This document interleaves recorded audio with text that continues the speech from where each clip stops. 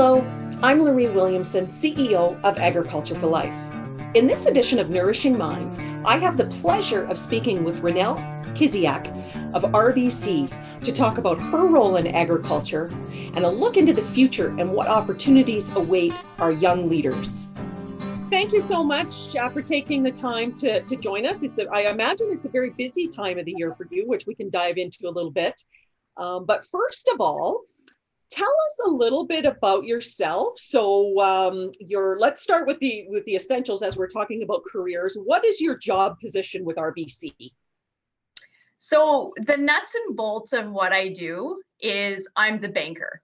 So I have a title, certainly it's an agricultural relationship manager with RBC, but at the heart of what I do, I am the bank to the customers that I take care of. In my role, I've been doing this job since 2003. My role consists of so many hats. So being the financer is certainly key. And I always chuckle when my 8-year-old son tells his friends what I do. And he simplifies it, right? My mom helps farmers buy tractors, cows, and there's a few other items certainly that I help finance, but that sums it up. My role has really evolved to be a mentor, a counselor, a mediator in some instances with respect to how my clients operate and certainly their succession plans going forward. Lori, that's really what the heart of my job entails. And so you've been doing this since 2003. So you're a lifer when it comes to being a banker, right? Yeah. Which is such an advantage for your customers because I've had the personal experience of, in bankers, and I'm sure people have in other areas as well, that they've rotated, they've moved jobs, they've done all of this. And so when it's something so important about financing, and as you say, you're the banker, the counselor, the connector to agriculture and big dollars. So it's nice to have somebody there with some continuity and a lot of experience. So now, are you a farm girl? Did you grow up on a farm? Tell us a little bit about lifestyle when you were growing up. Yeah, so I was born and raised in a small rural farming community, Grenfell, Saskatchewan, so southeastern corner. My dad and my uncle and my grandpa, who has since passed, multi-generational farms. So there was grain farming, there was cattle, my uncle had a small dairy. So as kids, we certainly were entrenched in that lifestyle every day. My career, I certainly don't live in rural Saskatchewan anymore. My post-secondary education took me to Alberta, to Edmonton, and then RBC actually brought me back to my rural roots. So it's kind of come full circle. My passion today, as we're going to talk, certainly is agriculture and being there to support the client. So I never initially thought that I would end up back in ag, I'll be honest. I thought I would pursue some other opportunities. I really do enjoy business and politics. So I did initially leave post-secondary with the plan to pursue that career. But RBC opened my eyes back to the value that I could bring as a relationship manager based on my upbringing in Saskatchewan.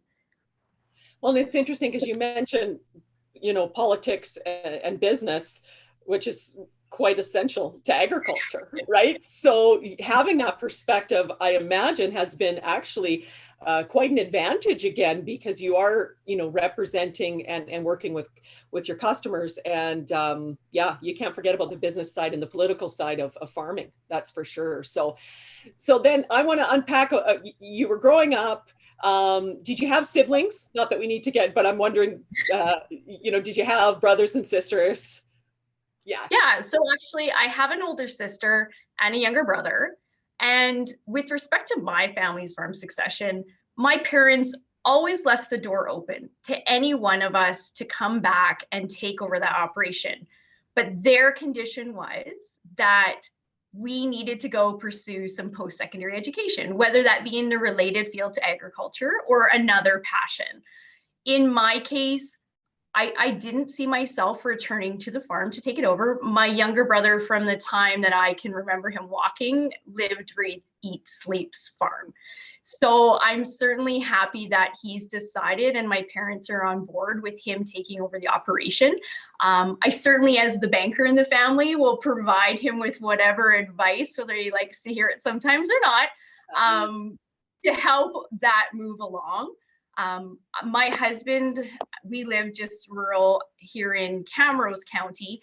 He also comes from a farming background, and so we're still actively involved. And I think coming from the farm, you always are drawn back to being there for key times of years and helping, at seeding, at harvest, when the calves are being born. It's a great thing to see, and for my kids being possibly the next generation that would take over that operation, to be a part of it from day one. Absolutely. Yeah. There's something about that lure of the rural communities that, it's certainly embedded in our nature, right? It's pretty special. So Ronelle, you mentioned that RBC, so you went to university, you're in Edmonton, you're going to be involved with economics and politics and do all kinds of great things. So where does RBC come into this equation? So yeah, as I mentioned, I didn't feel that I would end up where I am today, but it was on kind of just by chance. One of my fellow graduates was, we're looking at career opportunities post-graduation, and he did stumble upon a commercial relationship manager position. So it would be focused more on businesses within urban. It happened a week later that I was at a scholarship gala, and there was a branch manager from RBC, and I thought to myself, what do I have to lose? I have some questions about what this position would entail. And I approached him. We queued up a meeting the next day, and he was very open and honest with me that I was selling myself short just by what I had learned in university, right? That was going to bring me to the top of the candidate list. But he said, you know what, like, you come from a rural community, farm, your family farms, like, that's an invaluable asset to us as an organization, because a lot of what you bring in ag can't be taught in a textbook. So I hadn't really thought about it in that light, and I'm really glad that he brought that to my attention.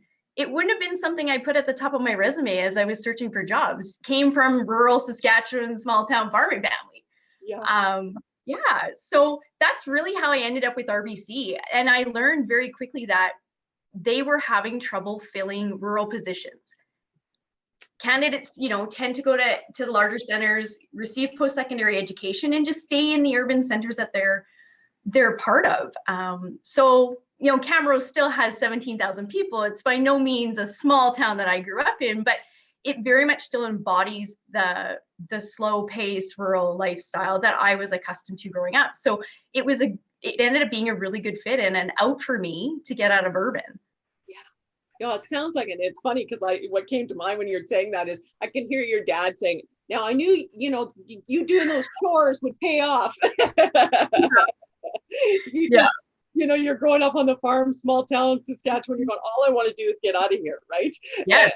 And then lo and behold, oh, fabulous, how wonderful that is. So part of the work that we do at Ag for Life is we work with students, and we promote and really encourage students of all ages really to start looking at careers in agriculture. And really, a great example is the role you're doing. It's not all about primary production. It's not always on the farm. There's so many different jobs that support the industry. And one of the questions that we often get from students when we do different events with them is, what is some advice for those students that are looking for their first entry level job? I mean, it's difficult for them. So if you take yourself back, you mentioned you put yourself out there, you were at that event and you just sort of said, hey, what do I have to lose? So is there any words of wisdom sort of built around that we could offer this next generation for advice on how they're getting out and maybe looking for that first job? My simple answer is to be open-minded, right? Had I been very tunnel vision focused on the economic side of things, or policy analyst when it comes to the political side of things that I was interested in as part of my degree program, I would have never pursued this career in finance with RBC had I just stayed one track minded. in my approach. So You be know, and open. yeah, that's really good advice, that be open, because how many people, when they look back at, well, how did you end up in your job today? It's probably a lot of people, it wasn't a direct path, right? It was, oh, I started here, I went there, and, or exactly as you say, you weren't looking for this opportunity, but there it was, and it ends up being a perfect fit. For sure. And I spoke to it already. Like, I know I was going to bring value to any prospective employer with the education that I had, but it was my life experience that really brought me to this role. And I had limited life experience, right? Coming out of university, I was going to set the world on fire. And I did think that I knew everything, right? Like we tend to. We're humbled later on through that journey, but I needed to not sell myself short in all of that experience as well, not just formal education. That's a really important point, especially for a lot of students that have grown up in rural communities, because they do feel that maybe they haven't had access, or the perception is, I haven't had the same opportunities of those that have grown up maybe in larger urban centers with more amenities and services. But it's a different skill set that they've grown up with that's very, very valuable. So that's important to keep in mind. So now we're living in 2021, and there's so much change happening in agriculture. I mean, there always has been, but it's a very innovative industry. What would you tell someone that, that young people that are looking for opportunities, what do you think the industry holds for them? The opportunities are, as you mentioned, they're endless. When I take a step back, so many of my clients' children are me, right? They're pursuing a post-secondary education at this point, and they are choosing to return to the farm, which is a great thing to see, that there's a next generation that's going to be engaged. They're bringing back with them an awareness of new technology, right? We can all agree that how we put a seed in the ground 25 years ago and how we do it today, and the equipment that we use, is completely different. A lot of them are coming back and bringing additional value through things like agronomy and marketing strategies that their parents never really dove into from an education standpoint. It was a learned behavior versus an actual formalized education. And a lot of them are coming back and actually bringing a completely new perspective and direction for the farm. So one example I just want to share is, I have a client who only had daughters. They weren't sure that there would be anybody to succeed, and it is just a grain operation at this point. And one of the daughters, about 3 or 4 years ago, decided that, you know what, she wanted to leave her healthcare job and come back to the farm. And she came back with a plan, has recently added a CSA market garden component, which is completely different than growing traditional cereal crops. She has a 7,000 person social media following now that, she's acquired over time. And she's actually going to be developing a value-added line of products that are going to hit grocery shelves with garlic that they're growing. So it's amazing to see that next generation so passionate to come back and take what's there, the nuts and bolts of the farm, but also take it in a new direction and grow it. Yeah, I like that, because I've been, you mentioned it, value add, and sort of that entrepreneurialism spirit that's being allowed to blossom on the farms.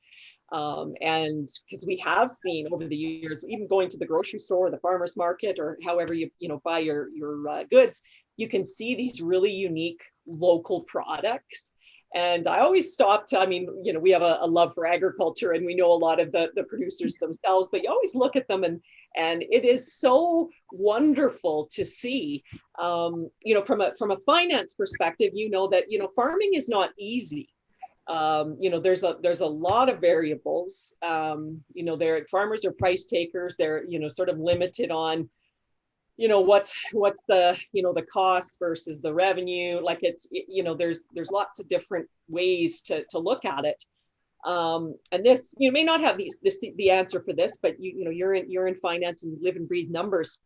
We know that a lot of farms and farmers have to work off the farm as well to subsidize, the farm itself. So it's truly, they're farming because they do love it, because many of them have another full-time job. when you speak, with different farmers, or when you speak with your peers, what is that conversation around that? And I'm not wanting to put you on the spot, and there's no one answer for it, but how do we get farmers so that it's viable and they don't have to work off the farm, to subsidize their farming? Any thoughts? Yeah, that's a loaded question, Lori. I know. I think so much of it starts with the conversation of, and I'll use family farm, of mom and dad sitting down early with that next generations and saying, do you want to come back? And if you do want to come back, and our operation sits at, let's use an example, 4,000 or 5,000 acres on a grain farm, how are we going to scale it up so that it can support not just one family, but two families? And engaging in that conversation sooner rather than later. We know the cost of things like land, equipment are continuing to rise, input costs also continuing to rise. So will we ever get away from the next generation not having to have some additional income streams from off farm? I don't know if we will, Lori. It'll be interesting to see. To the example that I shared, does the operation need to look at innovating or diversifying their income streams, right? To make that more viable for the next generation to come back and sustain livelihoods across multi-generations. Yeah. That's it's a big question. Yeah, I didn't expect you to have the answer, or it's so complex. But the deeper you dive into it and understand, like you say, there's the inputs, there's all of these variables. Then you throw Mother Nature into the mix, and then you throw back to the world of politics and trade and marketing, and so it's there's a lot of unpredictability when it comes to farming. So we have to talk to to those that take the risk. That's for sure. And beyond all those things that you mentioned, there's this emotional connection to that family business. So not just in agriculture, across all business platforms. A lot of these are third, fourth generation operations. And so if no one does want to come back to pursue the farm, what do you do with that legacy? The legacy dies, right? And so there's fear around that.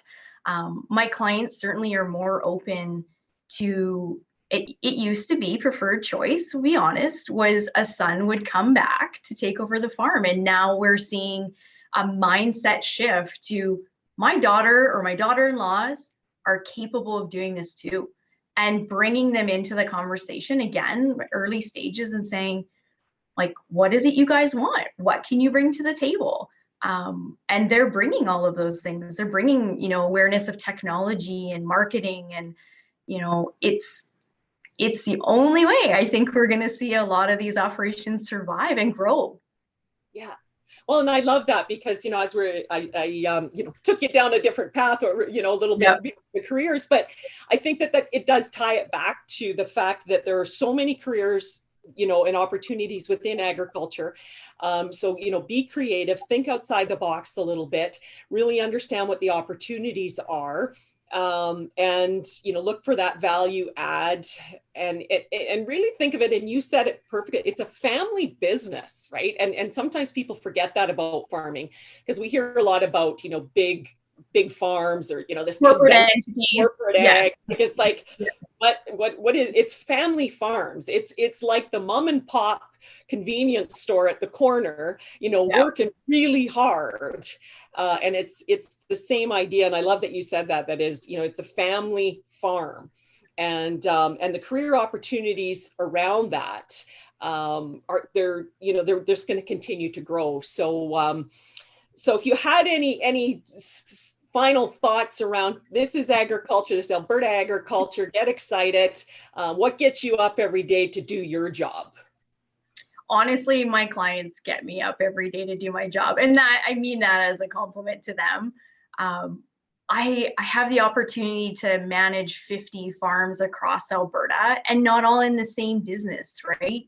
I'm always open to learning, and the fact that they've placed the trust in me to be a part of their team and lead them through this journey when it comes to the financing side.